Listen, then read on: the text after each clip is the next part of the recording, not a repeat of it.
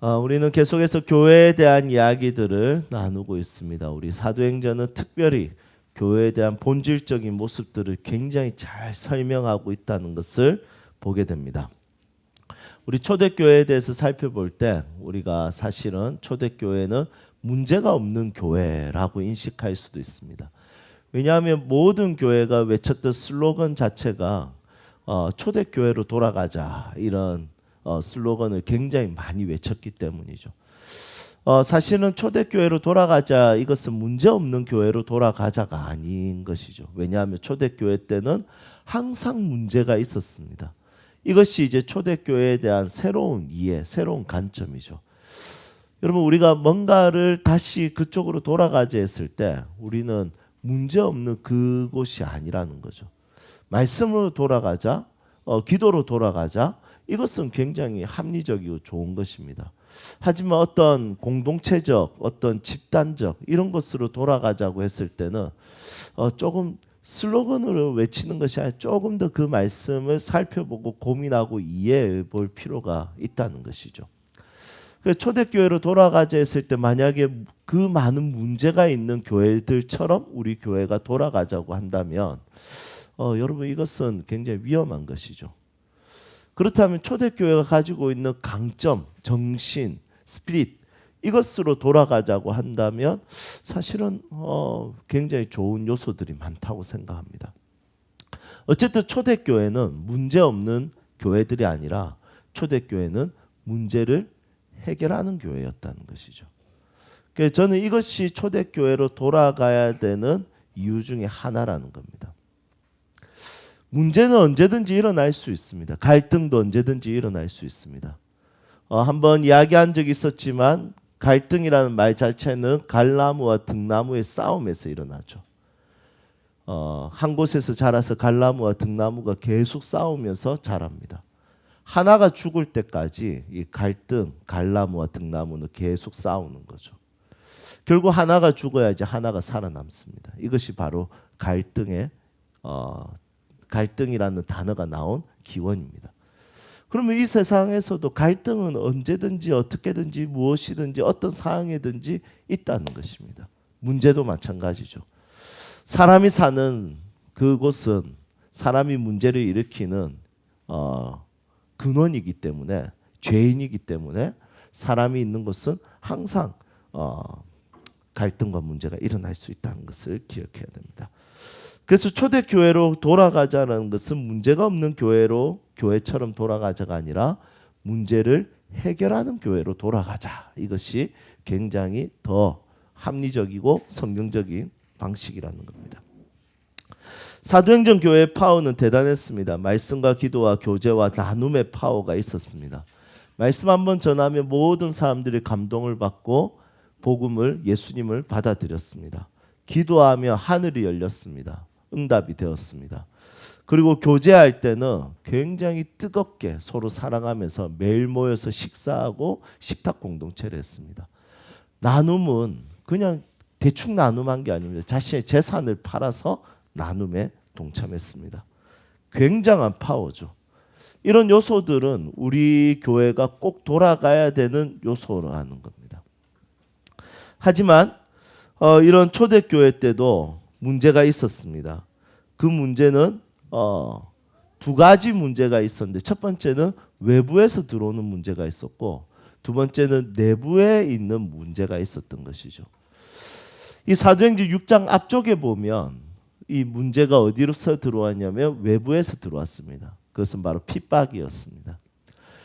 사실은 이 핍박은 교회를 더 강하게 만듭니다. 외부에서 들어오는 것, 더 결집력을 만들고 결속력을 만드는 것이죠.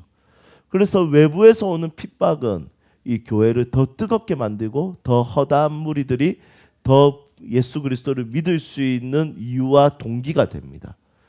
그래서 터툴리아는 교회의 씨앗이 바로 순교라고 했습니다. 교회는 그냥 세워지는 것이 아니라 순교를 통해서, 희생을 통해서, 핍박을 통해서 세워지는 것이라고 했습니다. 여러분, 우리 세움교회도 주변에서 이렇게 핍박이 들어올 수도 있을 것 같습니다. 요 상가라든지 이런 데 보면. 그래서 화장실에 여성도 화장실, 자매님도 화장실에 가면 붙어 있더라고요. 이렇게 처음에 붙어 있을 때는 이렇게 붙어 있었습니다. 화장실 깨끗하게 사용합시다. 특히 교회 이렇게. 그래서 제가 그거 보고 가다가 뗐습니다. 눈에 딱 보이게 붙여놨더라고 밖에서. 그래서 제가 지나가다가 대체 누구야 하고 제가 떼버렸습니다. 그리고 한참 동안 뭐 화장실에 그 문구가 붙어져 있었을 때 여러분 그거 봤을 때 어땠습니까? 이렇게 좀 약간 미안하기도 하지만 분노가 좀 차오르지 않습니까? 저만 나쁜 사람 되네요. 네. 이 핍박은 사실 진짜 강하게 하죠 우리를. 그런데 내부적인 문제는 진짜 쉽지 않습니다. 고조선 멸망도 사실은 내부적인 문제로 고조선이 내전으로 인해서 멸망이 됐죠. 바벨론도 마찬가지예요. 바벨론도 그 강한 바벨론도 내부에서 문제가 일어나서 페르시아에게 정복을 당합니다. 대부분의 나라들은 대부분의 국가들은 내부의 문제였습니다. 로마 황제들도 계속 교체가 되었던 이유가 뭐냐면 결국에 내부에서 독사를 일으키고 내부에서 싸웠던 거죠. 조선 시대를 보십시오. 청나라도 위기를 주고 일본도 위기를 줬지만 조선 시대의 가장 큰 위기는 항상 내부의 전쟁이었습니다. 내부의 문제는 굉장히 큰 어려움이 있습니다. 그래서 사도행전 5장까지는 외부에서 오는 문제를 다루다가 6장에서는 이제 내부에서 일어나는 문제를 다루기 시작합니다. 여러분 우리 모두는 문제없는 세상, 문제없는 가정, 문제없는 교회에서 살고 싶은 열망이 있습니다. 어제 제가 설교 때 기도회 하면서 나눴지만 유토피아라는 말을 유가 사실은 그리스어로 우에서 나왔는데 이 우라는 말은 없다 이런 뜻이고 토피아는 토푸스 장소라는 뜻입니다. 헬라어로. 그러니까 없는 장소라는 거죠. 유토피아라는 말 뜻은 없다 이런 뜻입니다. 그런 환상의 나라는 없다. 문제없는 세상은 없다 이런 뜻입니다. 그래서 이 문제없는 세상, 문제없는 가정, 문제없는 교회에서 살고 싶지만 그런 세상은 없다는 것이죠. 문제가 있다고 해서 도망가는 것은 문제가 있다고 해서 내가 회피하는 것은 하나님 뜻이 아닙니다. 초대교회로 돌아간다는 것은 외부적인 문제든 내부에서 일어나는 문제든 그 문제에 대해서 우리는 해결할 수 있는 힘과 근력과 믿음이 필요하다는 것이죠. 여러분 내부에 부부가 문제가 생겼다고 해서 외부로 도망가면 되겠습니까? 쉽지가 않겠죠. 그 관계의 갈등으로 인해서 다른 남자를 찾거나 다른 여자를 찾거나 이렇게 하면 안 된다는 것이죠. 내 자녀가 문제가 있다고 해서 옆집 애를 데리고 와서 키울 수는 없는 것입니다. 여러분 얼마나 웃기겠습니까? 그 문제를 정면 돌파해야 됩니다. 그 문제를 해결해야 됩니다. 여러분 저는 저희 교회 다음 세대들을 인사 잘하는 아이들로 키우고 싶습니다. 이거 진짜 쉽지 않습니다. 이것에 대해서 진짜 고민 많이 하고 있습니다. 그래서 학교에서 계속 아이들에게 이것을 가르치고 있습니다. 그런데 잘 안 됩니다. 저희 세 자녀는 엘리베이터에서 인사 안 하는 날을 그날 집에 가면 많이 맞습니다. 진짜 많이 맞습니다. 진짜 끝납니다. 왜냐하면 인사가 굉장히 중요합니다. 얘들 인사 안 한다고 해서 다른 애를 내 자녀로 데리고 올 수는 없는 것이죠. 인사 잘하는 애를. 내 아이를 바꿔야 됩니다. 내 아이를 변화시켜야 됩니다. 이것에 있어서 부모는 굉장히 많은 요소들을 집중할 수 있어야 되고 그 문제를 해결하기 위해서 몸부림쳐야 됩니다. 내 통장에 문제가 있다고 해서 다른 사람 통장을 들고 올 수 없는 것이죠. 내 삶에 여러 가지 문제에 있어서는 그 문제에 대해서는 문제 없는 곳은 없고 문제 없는 세상, 문제 없는 교회는 없기 때문에 결국에 그 문제를 우리가 스스로 하나님을 신뢰하며 해결할 수 있어야 됩니다. 여러분들의 삶 가운데 여러 가지 문제들이 있을 것입니다. 그것이 경제적이든 관계적이든 또 어떤 내 삶의 어떤 소유, 재산이든 이런 모든 영역에서 다양한 문제들이 있을 수 있습니다.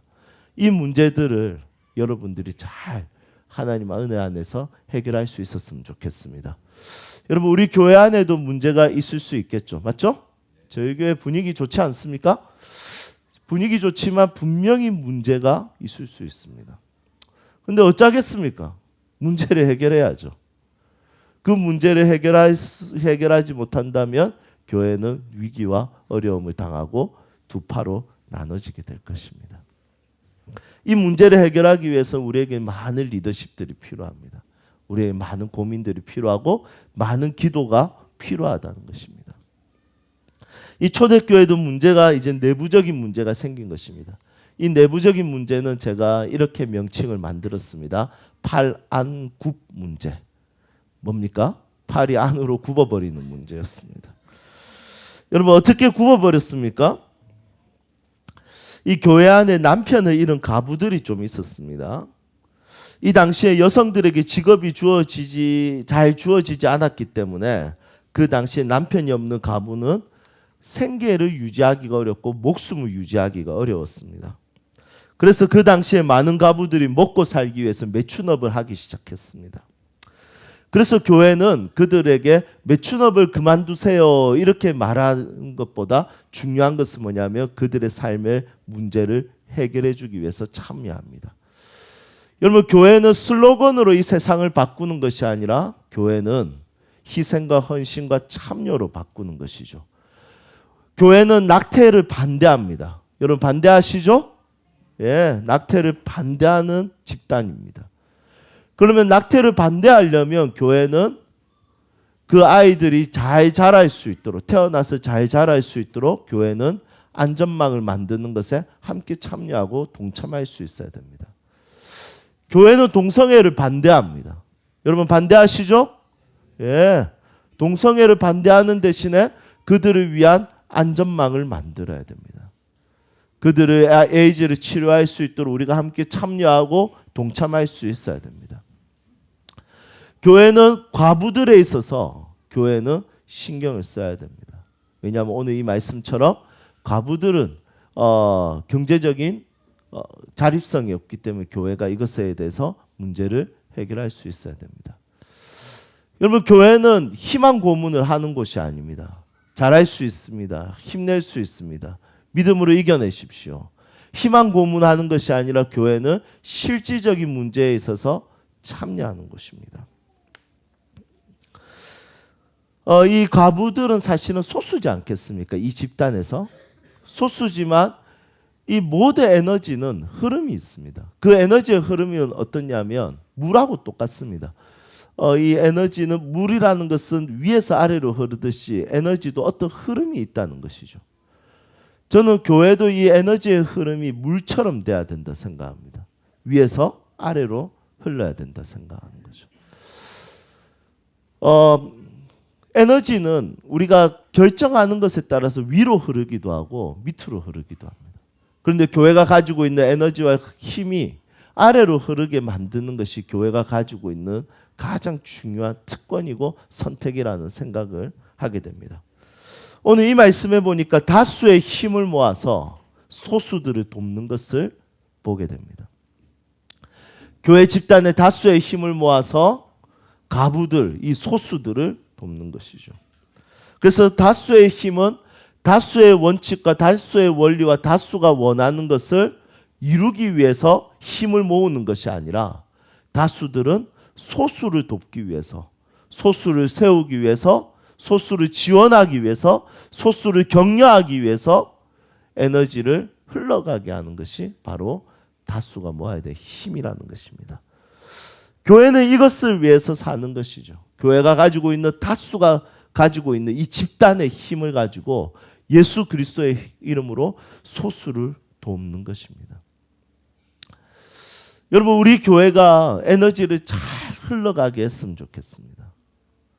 이 에너지를 잘 흘러가게 해서 우리 다수가 좀 힘을 잘 모았으면 좋겠습니다.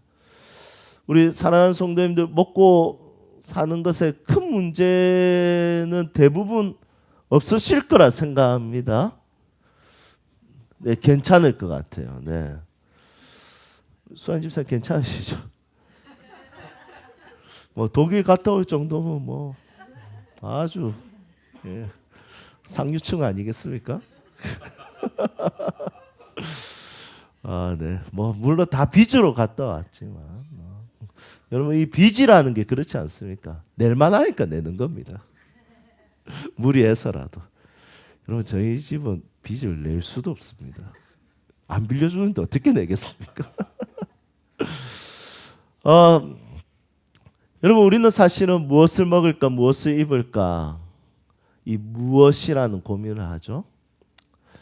이 무엇에 대한 고민을 하는 종류를 고민하는 사람들은 먹을 수 있을까 마실 수 있을까 입을 수 있을까를 고민하는 그들의 소수를 위해서 다수들은 힘을 모아야 됩니다.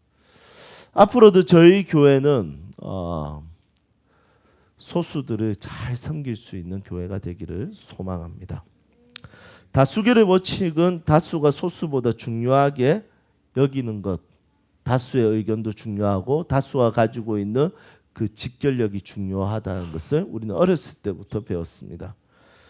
실제로 나 하나보다 우리 모두가 똑똑하고 힘도 있기 때문에 그 다수가 지지하는 그 일들에 대해서 사람들은 소수보다 더 중요하게 여깁니다. 하지만 교회는 달라야 합니다. 교회는 다수가 모은 힘으로 소수를 도와야 되고 초대교회가 소수의 가부들을 위해서 다수의 경제적인 힘을 모았듯이 다수의 힘을 가지고 소수의 약자들을 위해 사용하는 것이 하나님 나라의 원리라는 것을 기억해야 됩니다. 그냥 대충 모으지 않았던 것 같습니다. 1절에 보십시오. 어느 정도 모았습니까? 힘을? 진짜 진하게 모았습니다. 어느 단어를 보면 그런 것을 알 수 있습니까? 맞습니다. 매일의 구제 이렇게 이야기합니다. 영어 성경에 보면 데일리라고 되어 있습니다. 그들의 일상을 위한 구제였습니다. 그냥 잠시 이벤트처럼 이렇게 도왔던 것이 아니라 그들의 일상을 위한 매일을 위한 구제를 했던 것이죠. 여러분 소수라도 매일을 위해서 그들을 돕는 것은 쉬운 일이 절대로 아닙니다. 한 100명이면 한 사람의 매일을 도울 수 있을까요? 한 200명이면 그들의 매일을 도울 수 있을까요? 이벤트적으로 어느 정도는 괜찮지만 초대교회는 보니까 매일을 도왔다는 것이죠. 그 매일 돕는 것이 사실은 쉽지 않으니까 어떻게 되냐면 이렇게 차별을 두게 됩니다. 그 차별이 뭡니까? 팔안굽입니다. 여기에 가부에는 두 집단이 있었습니다. 첫 번째 집단은 헬라어를 사용하는 그리스어를 사용하는 이미 로마 문화 우리 유대인 이 팔레스틴 예루살렘 지역에 있었던 것이 아니라 다른 나라에 있었던 디아스포라들이 들어와서 하나님을 섬겼던 유대인 그리스도인들이 있었고요. 그리고 두 번째는 히브리어를 사용하는 그리스도인들이 있었습니다. 이 히브리어를 사용하는 사람들은 그 안에서 살았던 사람들입니다. 팔레스틴 지역에서. 그러니까 팔이 안으로 굽게 되죠. 그들의 매일을 돕는 것은 너무 힘이 드니까 그들의 매일을 돕기 위해서 헬라파 그리스도인들은 돕지 않고 히브리파 그리스도인들 그 지역에서 어렸을 때부터 살고 어렸을 때부터 그 문화를 이해하고 내 옆집에 사는 그 사람들을 돕게 되고 밖에서 유입된 그 과부들은 돕지 않았습니다. 여러분 저는 이 부분에 있어서 충분히 이해가 됩니다. 왜냐하면 쉬운 일이 아니기 때문에 그들의 매일을 돕는다는 것은. 그래서 그들이 세운 전략은 우선 팔이 안쪽으로 굽은 전략이죠. 이것이 이제 문제가 생긴 것입니다. 이 문제를 해결하기 위해서 사도들은 뭐라고 하냐면 구조를 만듭니다. 그 구조를 만드는 방법은 뭘까요? 결국에는 그곳에 사람을 세우는 겁니다. 담당자를. 여러분 이것은 매우 중요하다는 생각을 합니다. 구조를 만든다는 거, 행정을 만든다는 거, 어떤 한 부서를 만든다는 것은 그냥 만들어지는 것이 아니라 그것을 책임지고 맡을 수 있는 사람을 세우는 것입니다. 교회의 문제 해결은 사람이 세워지는 것이죠. 사람이 세워져서 그 문제를 해결하게 만드는 하나의 부서를 만드는 겁니다. 제가 마을 모임 컨퍼런스 때 제가 강의했던 내용 혹시 기억하십니까? 주제를?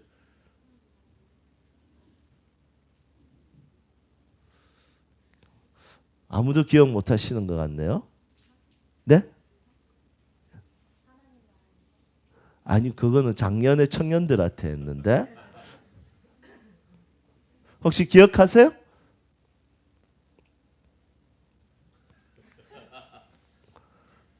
예. 작은 교회 개척에 대한 이야기 했잖아요. 교회 내 작은 교회, 작은 공동체, 작은 교회. 여러분, 이것은 이제 기억나세요? 여러분, 이것은 쉬운 일이 아닙니다. 왜 쉬운 일이 아닐까요? 그것을 맡을 사람이 없으면 쉬운 일이 아닙니다. 그런데 그것을 맡을 사람이 있으면 그것은 굉장히 쉬워집니다. 우리 교회가 다음 세대를 위한 교회, 작은 교회를 강하게 만들고 싶습니다. 그러면 제일 필요한 것은 뭐겠습니까? 교사입니다, 교사. 어떤 하나의 집단과 어떤 작은 공동체를 만드는 것은 결국에는 사람을 세우면서 만들어집니다. 오늘 이 말씀에 보니까 7명의 집사를 세웁니다. 여기서 말하는 집사는 안수 집사입니다.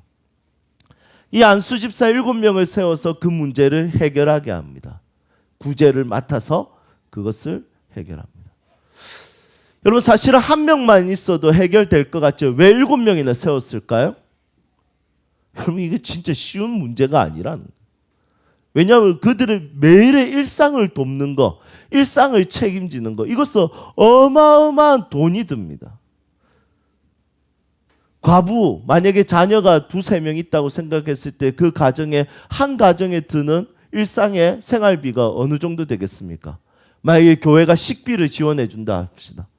그러면 지금 식비 생각하면, 집에서 해먹는다 생각하면 5,000원. 그 하루에 3끼 15,000원. 그러면 한 달이면 얼마입니까? 45만 원. 여러분, 쉬운 일이 아닙니다. 그런데 가부가 만약에 10가정이다. 그러면 얼마입니까? 450만 원. 매달 450만 원씩 10가정에 지출이 된다. 이것은 굉장히 어려운 일이죠. 이것을 위해서 7명의 집사를 세워서 이것을 해결하게 합니다. 문제가 크면 클수록 그것을 책임지고 함께 마음을 모으고 함께 참여할 수 있는 사람들을 많이 세우면 그 문제는 해결됩니다. 문제가 작으면 한두 사람을 세워도 해결이 되겠지만 문제가 큰 것은 7명의 사람을 세워서 함께 그것을 해야 됩니다. 여러분, 7명 우리가 우습게 보면 안 됩니다. 맞죠? 여러분, 우선 와이프도 다 있지 않겠습니까? 그럼 14명입니다. 그리고 아들 있지 않겠습니까? 그럼 이 부부들은 그 교회에서 꽤 영향력을 미치는 사람들일 겁니다. 그리고 가까이 지내는 사람 한 가정에 만약에 2가정이 가까이 지낸다. 그러면 몇 명입니까? 14 곱하기 2 하면 되지 않겠습니까? 28명입니다. 여러분, 그러면 그것이 동기부여가 되고 엄청난 파워와 힘을 나타내는 거죠. 교회 문제는 하나님께서 해결하시는 방법은 어떤 특별한 기적이나 이런 것이 아니라 사람을 세워서 작은 공동체를 만들어서 그것을 해결할 수 있도록 하시는 것이 하나님의 방식과 방법입니다. 이것을 위해서 제일 중요한 것은 교회는 사람을 훈련하고 양육하고 사람을 세우고 사람에게 하나님의 비전과 꿈을 설명하고 교회의 비전에 동의하게 만드는 것이 굉장히 중요합니다. 이 7명 사람들의 특징은 3절에 보니까 성령과 지혜가 충만하고 칭찬받는 사람이었습니다. 객관성을 가지고 사람들에게 칭찬받는 사람이었다는 거죠. 모든 사람들이 좋아했습니다. 그러면 한 가정에 2가정만 친하지 않았겠죠? 5가정으로 생각해 봅시다. 그럼 14 곱하기 5는 뭡니까? 70명입니다. 한 가정으로 인해서 한 사람을 세웠는데 70명을 일으킬 수 있는 거죠. 여러분, 이것이 바로 교회가 가지고 있는 하나님의 나라를 이루는 방식입니다. 그래서 교회 안에서는 훈련받는 사람들이 많아져야 됩니다. 양육받는 사람들이 많아져야 됩니다. 목사의 비전과 꿈과 목회자가 가지고 있는 하나님 나라의 꿈을 함께 공유하고 함께 가지고 있는 사람들이 많아져야 됩니다. 다음 세대를 품고 이 시대를 품을 수 있는 사람들이 많아져야 됩니다. 사람을 돌볼 수 있는 사람들이 많아져야 됩니다. 한 사람이라도 더 챙길 수 있는 사람들이 많아져야 됩니다. 그것만큼 교회는 성장하게 되어 있습니다. 초대교회는 이 문제를 해결하기 위해서 하나님의 마음을 가진 자, 양육받고 훈련을 받은 자, 하나님을 사랑하고 교회를 사랑하는 사람을 통해서 이 교회 안에 있는 문제를 멋있게 해결합니다. 그래서 그것을 해결하고 난 다음에는 다시 영적 부흥이 찾아옵니다.